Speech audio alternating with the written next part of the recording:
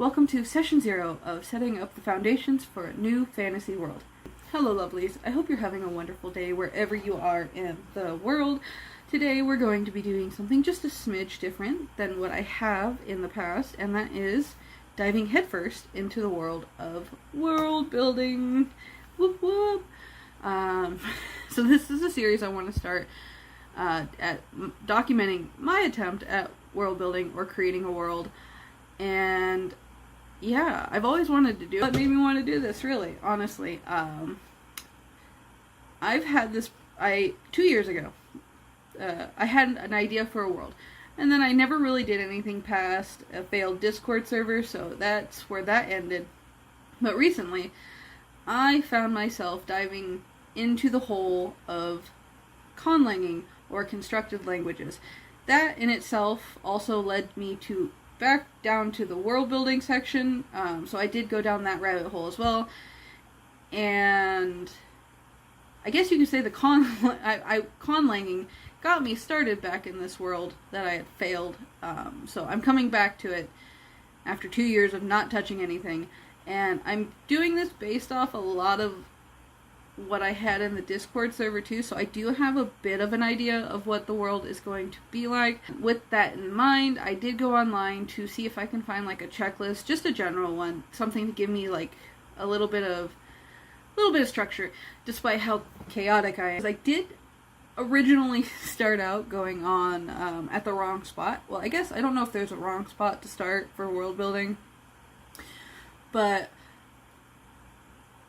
I felt that even though I thrive on chaos, and I was fully prepared to start there from the language, I felt that I needed to tone back that chaos, that chaoticness of me, and start with the basics, so the foundations. But we will be sticking with the big picture foundations first for this video, and not really going anything farther than that. So the first checklist box thingy on this list was the core theme of this world. You know, like fate versus free will, or survival, power corrupts, found family, that kind of thing. I did stick with a couple of things on this list because that's originally what I was thinking of for this world, and for the first story that I wanted to tell in this world to kind of introduce it, you know. So the first theme that I had in mind was fate versus choice, or fate versus free will. That one's pretty self-explanatory in a way. I mean, the first thing that came to mind when I thought of that was Neji versus Naruto in the Chunin exams. You know, when Neji talks about how fate and destiny and all that stuff. So the second theme of this world is going to be power can corrupt, but powerlessness reveals character. And I had to think about that one, because that one also can kind of confused me just a little bit, and the more I thought about it. So what do I mean by that? Powerlessness can reveal character because, okay, example, think of a farmer, right? This farmer, you know, was minding his own business, everything was fine and dandy, hunky-dory, right? And then one bad event after another kept happening to this poor farmer, and he goes to someone who he can believe can help him, right? Or people, a group of people who can help him. Either they can't or they won't. That's and he's still struggling with his troubles, the problems that keep happening over and over and over and over again for him, right? So he goes to, or someone comes up and says, "Hey, I can solve that problem for you." And this person that says, "Hey, I can solve it," may not have the best intention coming up to the farmer, but regardless, the farmer's going to take it, even though he knows he shouldn't. Why?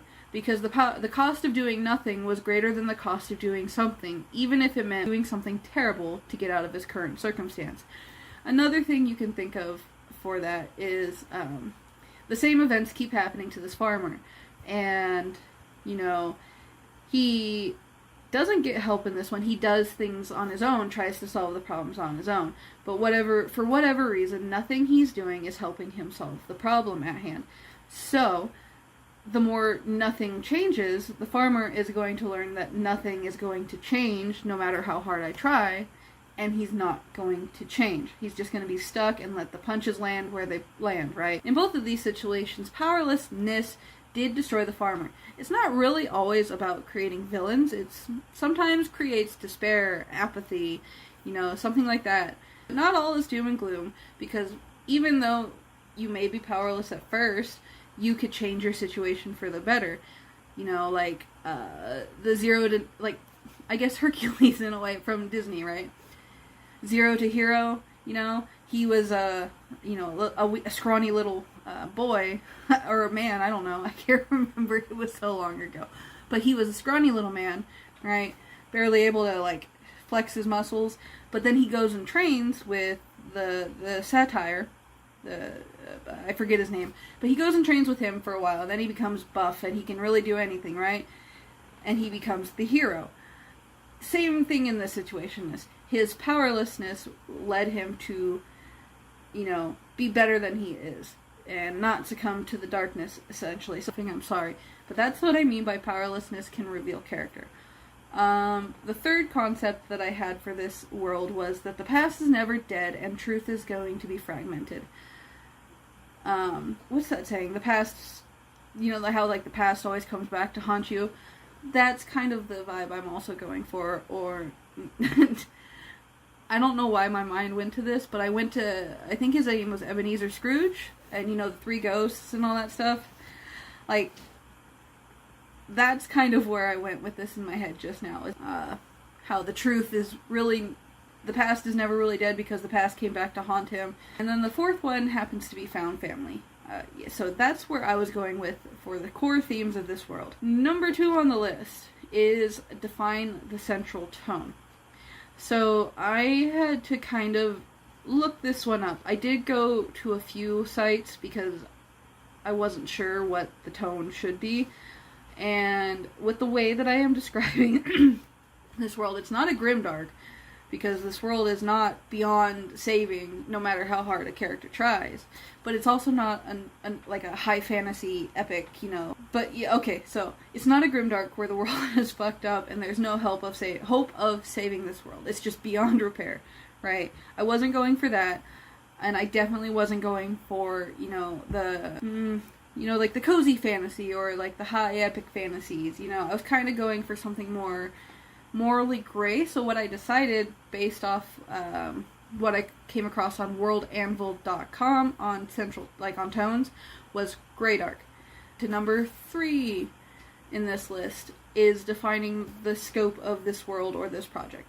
So originally I was going to contain it into a continent, but my goal is to develop this world enough so that people can create their own stories in here, because I want a world where it's not just limited to me, where that would be fun and that would be great and dandy, but I want to see the stories that anybody else can come up with in this world. So the scope is a continent to planet size. Planet is probably shooting, to the stars or to the moon and landing on the stars. I may not make it a planet size. Only time will tell, right? But that's my hope with the scope of the world, is either continent to planet. But yeah, like I said, we shall see where it goes. The fourth thing on this list is what makes my world interesting right now. And off the top of my head, I can't think of anything that would make this world stand out per se, because it is a fantasy world, which is not unique in itself. There's cults in this fantasy world, which is also not unique in itself for this world. There's magic, which also, once again, is not unique in a fantasy setting. The one thing I could say that differs in this world is that interpretation is, things are always up for interpretation, and nobody really has the correct answer. Or, they have theories, but the theories are just theories, and concrete answers are not. You know what, now that I'm thinking about that, I don't know if that makes sense.